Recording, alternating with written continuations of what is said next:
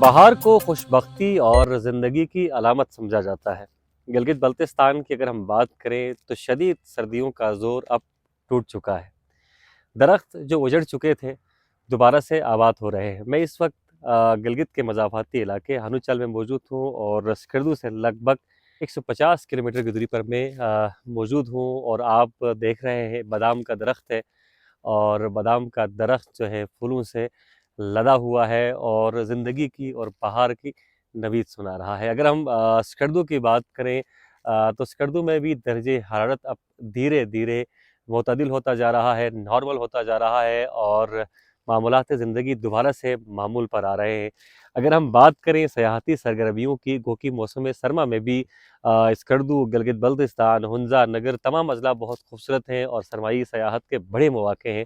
हम 2022 की बात करें तो 2022 का जो अख्ताम था ये बड़ा शानदार था। पूरे गिलगित बल्तिस्तान में सरमाई खेलों के मैदान सज गए और लोग बड़ी तादाद में अपने स्टेशंस पर, अपने मुतालिका इलाकों पर बैठे रहे। लेकिन जो ही फरवरी का महीना शुरू हुआ दोबारा से नकल मकानी का सिलसिला शुरू हुआ, चूँकि फरवरी के महीने के मुताल्लिक़ कहा जाता है कि निस्बतन जनवरी के मुकाबले में कम सर्द होता है, लेकिन फिर भी लोग कहाँ रह पाते हैं जब तक शहरों का रुख नहीं करते।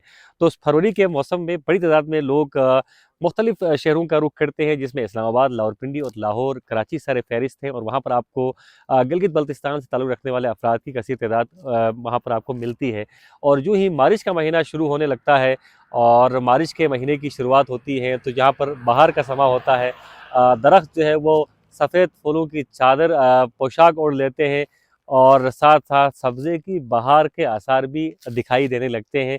तो अपना इलाका तो फिर अपना इलाका है और जितने भी परदेसी इस वक्त स्कर्दू से, गिलगित से, हुंज़ा से, नगर से और धियामर से दूर हैं, अब वो अपने इलाकों की तरफ लौट रहे हैं और इन दिलकश मनाजिर को फ़िल्म बंद कर रहे हैं, महसूस कर रहे हैं। यकीन मानिए जब मैं इस्लामाबाद से अपनी टीम के साथ ट्रैवल कर रहा था तो खुश्क और संगलाक पहाड़ों के बीच हम सफ़र कर रहे थे और हर तरफ एक वीरानी किसी कैफियत थी, लेकिन हनीचल के मकाम पर पहुंचकर एक खुशगवार हैरत हुई और बहुत अच्छा लगा।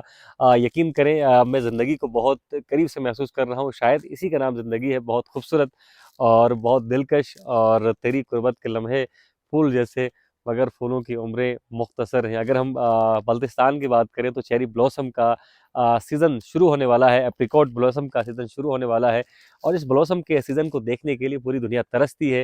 हर साल सीज़न में, ब्लॉसम के सीज़न में सयाहों की कसीर तादाद गिलगित बल्तिस्तान का रुख करती है। बिलखुसूस जो जापानीज़ हैं वो बड़ी तादाद में यहाँ आते हैं। और अगर हम ब्लॉसम को, अगर आप शौकीन हैं ब्लॉसम देखने के, तो चुंदा वैली है एक खूबसूरत वैली जो निस्बतन स्कर्दू के मुकाबले में काफ़ी हाइट पर वाक़ई है और वहाँ पर ब्लॉसम का सीज़न भी थोड़ा ऑफ होता है स्कर्दू के मुकाबले में। जब स्कर्दू में ब्लॉसम का सीज़न अपने अख्ताम को पहुँचता है और तकरीबन आखिरी हिचकियाँ ये मौसम ले रहा होता है, तो चुंदा में हर तरफ फूलों से सजे दरख्त आपको दिखाई दे रहे हैं। गिलगित स्कर्द रोड के मतलब आपको बताते चलें कि पूरी तरह से क्लियर है और आज मौसम खुशगवार है जिस वक्त हम प्रोग्राम रिकॉर्ड कर रहे हैं।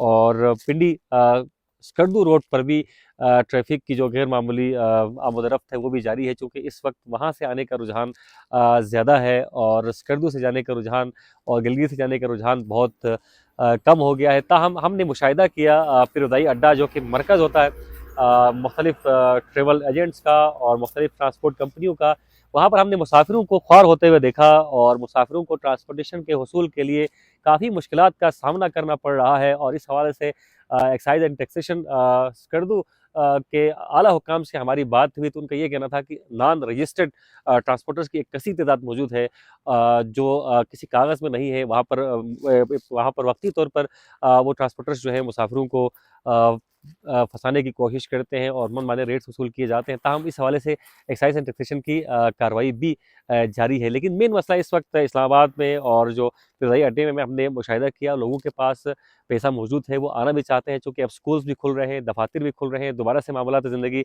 मामूल पर आ रहे हैं। वो जल्द जल्द अज जल्द अपने इलाके में आना चाह रहे हैं, लेकिन ट्रांसपोर्टेशन के वसूल में उन्हें काफ़ी दिक्कत का सामना करना पड़ रहा है। यकीनन इस हवाले से भी मैकेनिज़्म बनाने की ज़रूरत है, चूँकि इस वक्त सयाहती सीज़न शुरू होने वाला है और सयाहती सीज़न के शुरू होते ही यकीनन इस तरह की कैफ़ियत जो है ऑफ सीज़न तक जारी रहती है। वहाँ पर लोग रेंट अ कार के लिए, ट्रांसपोर्टेशन के लिए काफ़ी तग-ओ-दो करते हैं, लेकिन इसके बावजूद भी उनके पास उनके हाथ जो है किसी रीज़नेबल टूल सामने नहीं आता और अक्सर लोग वहाँ से मायूस होकर चले भी जाते हैं। तो इस हवाले से चूँकि अब सीज़न का आगाज़ है, हुकूमत को लाहेमल तरतीब देने की ज़रूरत है और दूसरी जानिब एक अंडरस्टूड बात है कि जब हम सर्दियों के आगाज़ में यहाँ से देखते हैं, तो यहाँ से लोगों की कसीर तादाद इस्लामाबाद की तरफ जाती है, तो यहाँ से किरायों में इजाफ़ा किया जाता है और जब सीज़न में वहाँ से वापसी का सीज़न होता है, तो वहाँ से किराए बढ़ाए जाते हैं। लेकिन एक अजीब सूरत हाल है और एक वाजिब सूरत हाल है, इस हवाले से लाहेमल देने की तरतीब देने की ज़रूरत है।